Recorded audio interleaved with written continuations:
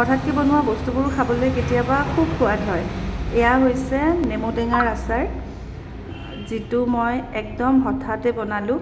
ঘৰতে নেমু তিনিটা আছিলে, সেই নেমু তিনিটাৰে মই বনাইছোঁ। পাকঘৰলৈ আহিছোঁ, যিহেতু এৰাতি আগত মই ৰেডি কৰিব লাগিব। এয়া মই কিটচেনত সোমাইছোঁ। বাকী আপোনালোকৰ ভালনে? ইয়াত তিনিটা মই নেমু লৈছোঁ, ঘৰৰে নেমু। বাকলিটো মই নুগুচাওঁ, কাৰণ ইয়াৰ বাকলিকেইটা মিঠা। কিছুমান নেমু টেঙাৰ বাকলি তিতা থাকে, তো সেইটো আপোনালোকে গুচাই দিব।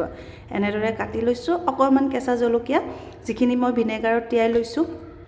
পাকঘৰলৈ আহিছোঁ যেতিয়া একাপটো চাহ খাব লাগিব, কাৰণ বতৰটো ঠাণ্ডা। তো একাপ চাহ খাম। নেমু টেঙাখিনি মই ধুনীয়াকৈ সৰু সৰুকৈ কাটি পেলাই নিমখ সানি এৰাতিৰ কাৰণে থৈ দিম, আৰু জলকীয়াখিনিতো ভিনেগাৰত দি পেলাই থৈ দিম এৰাতিৰ কাৰণে। চাহকাপ হৈ গ'ল, চাহ একাপ খাই লওঁ। নেক্সট ডে মই মছলা অকণমান ৰেডি কৰিছোঁ। মছলা মই পাঁচফোৰণ, গোটা জিৰা, গোটা ধনিয়া, শুকান জলকীয়া দুটামান, আৰু লৈছোঁ অকণমান সৰিয়হ, আৰু গোটেইখিনি অকণমান সেকি লৈছোঁ। আৰু ইয়াৰ বনাম এটা ধুনীয়াকৈ পাউডাৰ পেষ্ট। এই নেমু টেঙাখিনি দেখিছেনে, ইয়াতে অকণমান অকণমান পানী ওলাইছে, নেমুৰ ৰস আৰু নিমখ সানি থোৱাৰ কাৰণে। একচুৱেলি কি হয়, নেমু টেঙাটো যদি আমি ৰাতিয়ে নিমখ সানি পেলাই থৈ দিওঁ এদিন, তেতিয়াহ'লে নেমুখিনি ছফ্ট হৈ যায়, আচাৰটো খাবলৈ বৰ ধুনীয়া হয়। আৰু একদম ইনষ্টেণ্টলি এইটো আচাৰ খাব পাৰি। গৰমৰ দিনৰ কাৰণে নেমু টেঙাৰ আচাৰ খাবলৈ খুবেই সোৱাদযুক্ত।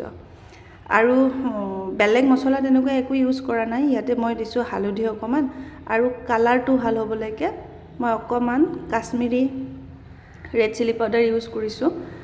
আৰু দিলোঁ মই ইয়াতে অকণমান মিঠাতেল, যিখিনি মই গৰম কৰি অলপমান ঠাণ্ডা হ'বলৈ দিছোঁ। এতিয়া এইখিনি ভালদৰে মিহলাই ল'ম, একদম ধুনীয়াকৈ মিহলাই পেলাই। যিহেতু ৰ'দটো ভাল, তো দুদিনমান ৰ'দত দিলে খাবলৈ আৰু সোৱাদ হ'ব। লাহে লাহে নেমুখিনি আৰু অকণমান ছফ্ট হ'ব, জলকীয়াখিনিও ছফ্ট হ'ব লাগিব। নেমু টেঙাৰ আচাৰ বনালে সদায় এৰাতি আগতেই তাক কাটি মেলি নিমখত ধুনীয়াকৈ থ'ব লাগে, আৰু ভিনেগাৰত জলকীয়াখিনি তিয়াই ল'লে আচাৰটো খাবলৈ খুব সোৱাদ হয়। মোৰ এই বনোৱা আচাৰটো খাবলৈ খুবেই সোৱাদ হৈছিলে, সেইকাৰণে ভাবিলোঁ মই ৰেচিপিটো চবৰ লগতে এবাৰ শ্বেয়াৰ কৰোঁ। এয়া দেখিছেনে, আচাৰটোৰ কালাৰটো ধুনীয়া হৈছে, আৰু আচাৰখিনিও বৰ ধুনীয়াকৈ ৰেডি হৈ গ'ল। এতিয়া মই এয়াৰটাইট কণ্টেইনাৰ এটাত, চিচাৰ বটলতে ৰাখোঁ, আইনাৰ বটলতে থ'ব লাগে আচাৰ। এয়া চাওক, মোৰ আচাৰটো ধুনীয়াকৈ ৰেডি হৈ গৈছে। কেনেকুৱা পালে জনাব।